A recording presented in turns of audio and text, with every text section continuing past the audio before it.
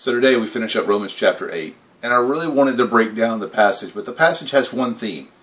And that one theme in the last 9 verses is God loves us, God's on our side, and there's nothing that's going to separate us from both the love of God and God being on our side. There are some things, if God's for us, who can be against us? God will graciously give us all things. Nothing can separate us from the love of God. All that God has done and wants to do for us and how immensely He loves us.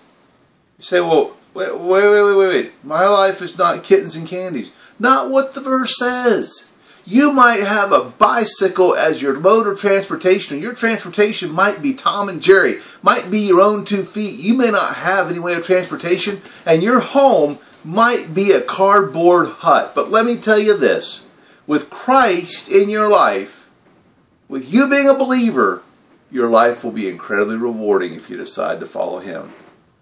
Let me just give you the cold hard truth. If we have trouble in our lives, sometimes it's our own doing. We don't follow God's commands. We don't follow the pattern God has set for us. So, games have rules.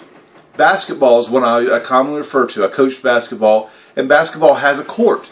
If you go out of bounds, you lose the ball. The other team gets the ball. There are penalties. If you hit somebody as they're going up for a shot, there are penalties. If you dribble the ball, stop, and then dribble the ball again, there are penalties. You give the ball up. In life, it's the same way. You can't live your life as you want to, knowing that you're doing things that are wrong and going outside of God's pattern and expect God to bless it. Let me just be real plain. Because I've seen somebody say this. You want to have children with people you're not married to and then go, God is blessing me. No, there's trouble coming. But understand this. I just gave you that example just to show you that when you step outside of God's boundaries, there's going to be long-lasting trouble for you. And so, all that to say, as you look at your life and you get discouraged, don't get discouraged thinking, wow, look at all that's happened to me. Sometimes we've lived ourselves into it. God will get us out of that over time. And He wants to get us out of that over time. My whole point is this. God loves us dearly and wants us to go in the right path, choose the right path, follow the right path, be dedicated to the right path, and when you get off the path, get yourself back on the right path.